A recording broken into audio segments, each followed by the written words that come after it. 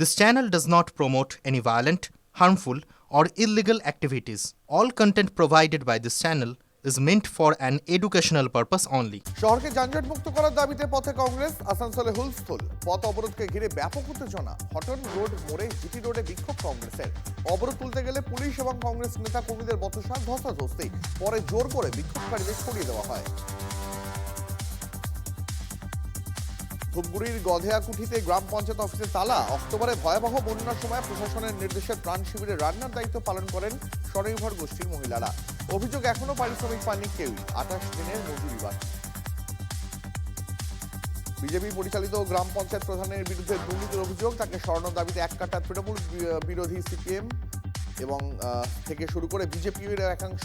নন্দীগ্রাম গ্রাম পঞ্চায়েতের শোরগোল, বিডিওর কাছে অনাস্থার চিঠি, চরম অস্বস্তিতে বিজেপি নেতৃত্ব। এসআইআর এবং কেন্দ্রীয় বঞ্চনা জোড়া ইস্যুতে পথে নামল তৃণমূল। কয়েক হাজার বাইক নিয়ে মিছিল হুগলির ত্রিবেণী টাউনশিপ থেকে বড়াগড় পর্যন্ত।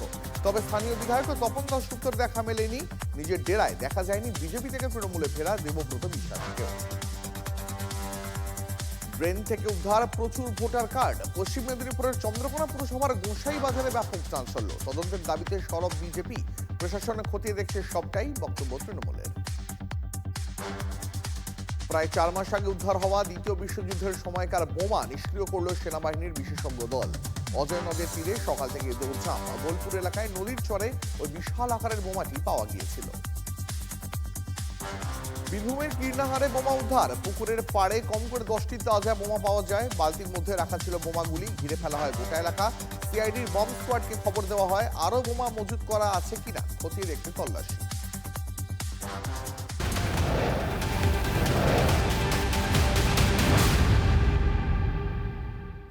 আর এই মুহূর্তে যে খবরে নজর রাখবো, কেষ্ট পার্থর পর বালু, জেল ফেরতদের শাসকের পুরস্কার। ভোটের আগে বারাসত সাংগঠনিক জেলায় তৃণমূলের কোর কমিটি, তৃণমূলের নির্বাচন কোর কমিটির আহ্বায়ক রথিন ঘোষ, সেখানে কো কনভেনার জ্যোতিপ্রিয় মল্লিক।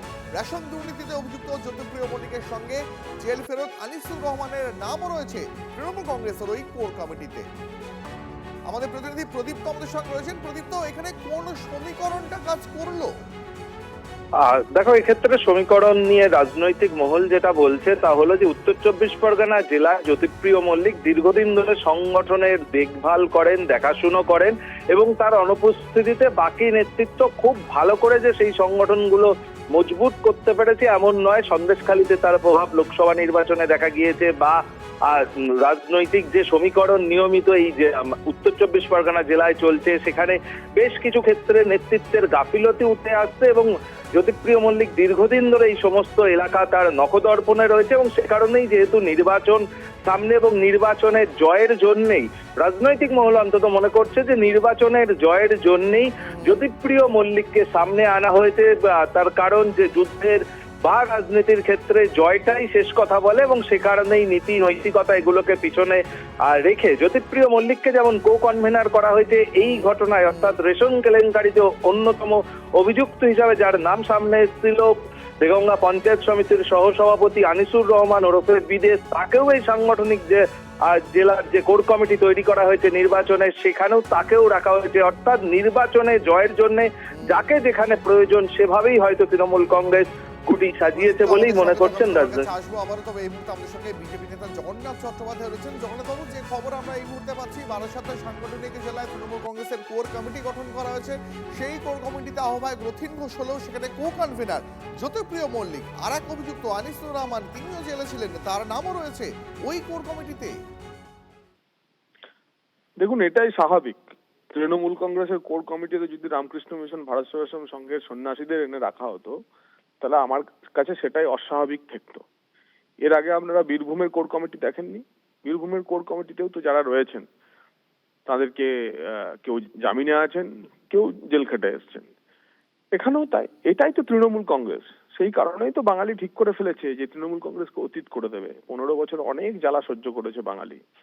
আর 90 দিন অপেক্ষা করুন। 90 দিন পর রাজ্যে নতুন সূর্য উঠবে, পাল্টাবে সরকার এবং তখন এই ব্যবস্থার বদল হবে। বেশ, ধন্যবাদ। আর একবার জানাবো আপনাদের যে খবর, টিভি9 বাংলা এই মুহূর্তে ব্রেক করছে। কেষ্ট পার্থর পর বালু, জেল ফেরতদের শাসকের পুরস্কার। ভোটের আগে বারাসাত সাংগঠনিক জেলায় তৃণমূল কংগ্রেসের কোর কমিটি, তৃণমূলের সেই কোর কমিটির আহ্বায়ক রথিন ঘোষ, কো কনভেনার জ্যোতিপ্রিয় মল্লিক, রেশম দুর্নীতিতে অভিযুক্ত জ্যোতিপ্রিয় মল্লিকের সঙ্গেই কোর কমিটিতে জেল ফেরত আনিসুর রহমানও।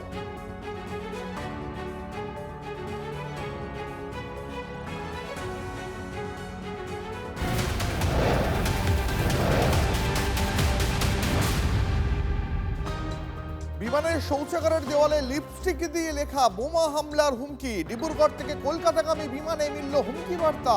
লিপস্টিক দিয়ে লেখা হয় ওই সন্দেহজনক বার্তা। অভিযোগ পরিষ্কারভাবে লেখা বোমা রয়েছে, হামলার ইঙ্গিত। রঞ্জিত আমাদের সঙ্গে রয়েছে এই মুহূর্তে। রঞ্জিত, বিমানের শৌচাগারের দেওয়ালে লিপস্টিক দিয়ে বোমা হামলার হুমকি, এখনো পর্যন্ত তদন্তে কি উঠে এলো? দেখো দীপ, সকালের পর ফের সন্ধে, ফের বিমানের টয়লেটে এবার লিপস্টিক দিয়ে আয়নার ওপর হিন্দিতে লেখা ছিল বোমা।